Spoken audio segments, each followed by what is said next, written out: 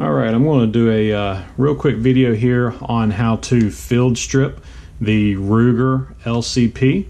This is Ruger's 380. And real quick safety here, clearing the magazine. Nothing in the chamber, nothing anywhere in the weapon, point in a safe direction, dry fire. Just want to do a quick video here. This is a little bit different than some of the other weapons that you want to field strip, different than say your Glocks and what have you, but essentially some of the function is the same. On this weapon you'll see this little button right here, right below the slide. That is actually what you need to pull out in order to field strip. Obviously you see your slide stop right there on this side, so if you turn it over you can tell there is nothing here, no buttons, levers, nothing on this side. So typically, you know, with your Glock you kind of push through from this side a little bit to get that started. Well, I've got these big old hands and what have you, and I don't have fingernails, so I have a really hard time here getting that out. So basically you can use a nice little pointing tool, some of your cleaning pieces. You can get down inside of that little crevice right there and pull that out. This for me is essentially a pocket gun. I do live in Florida, so sometimes I don't have the ability to wear a large weapon, but I still want to have something with me, so I'll just basically throw this in my pocket. I've got a holster here that just kind of allows it to stay put. When you put it in your pocket, it stays kind of in a ready to grab position here. This one is the Desantes, the G3 here, fits this size weapon. But just wanted to show you this. Since this is a pocket gun, it's going to have scratches all over it. Unfortunately, that's just the nature of the beast. However, this is a relatively cheap, I don't want to say cheap as in made, but a relatively affordable weapon, easy for purchase, and you can find them in the ballpark of $200. Some places you'll get a better deal, some places you won't. But since it has all these scratches over it, I'm not as particular on this weapon with trying to make sure these metals don't get messed up. So I actually will show you the basically just a standard pair of scissors here. Basically you'll put this down inside of that little lip, and it's got a little bit of an opening there, and any kind of tool that'll fit down in there is just so you can get underneath of that, and you just kind of pop up just a little bit. It pops fairly freely, and all it is a pin here, and pull that straight on out. Not a whole lot to that.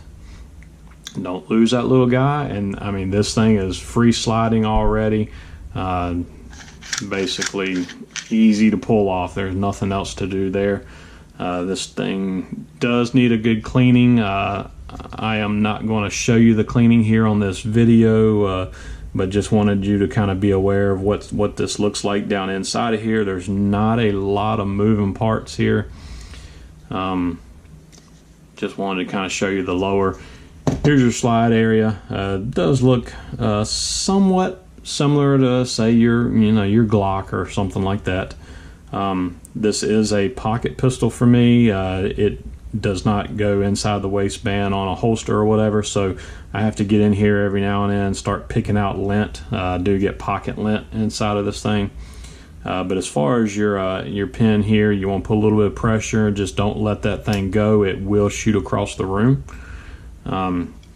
This is going to have a spring inside of a spring. I don't know how easy this is to see on the video, but when you pull this rod out, you can kind of see that there are two springs there, one inside of the other. Kind of rotated there so you can kind of see it dancing all over the place, but that's just kind of free floating there. And then your barrel looks very similar to something like a Glock barrel or something, where it just kind of floats there and what have you. Not too terribly dirty. Obviously this is not a weapon that I go to the range and put a whole lot of rounds through. It's more of a pocket pistol, something just to have with me, just to ensure that I've got some kind of protection, even though I might not feel that at that moment I need it. You know, if you're out in say exercise gear or something like that, just want to have something with you. This is a good option here. So Obviously I would get in here, I'm going to do this off camera and after the fact, but get in here, put some good cleaner on here. It doesn't have a whole lot of rounds, but you still want to get it good and clean, and you also want to get it oiled up a little bit. But this barrel just fits right on back down in there. You can hear it lock into place when you get it where it needs to go. Put this back in the front just as you would any other of these style Glocks. Style Glocks, you can tell I'm used to Glock. This style gun, the pin that kind of slips out there, that comes back and catches on this piece of the barrel there. So put that front spring in there, put a little bit of tension on it until it actually meets up, and then it rests right there in that little groove. Take that out real quick so you can see that little groove. It just rests right there in that little groove at the top. Once you got it in there and resting inside that groove, it just stays there. You don't have to hold it or anything. It holds its position. You can tell it's parallel with the slide. That's how you know it's in there good. If it's sitting crooked up or down, it's not quite in there. Take this back. You'll notice just like this style weapon on many other guns, you've got your grooves here, your rails, and you got your grooves here on the slide. It just folds right on into place.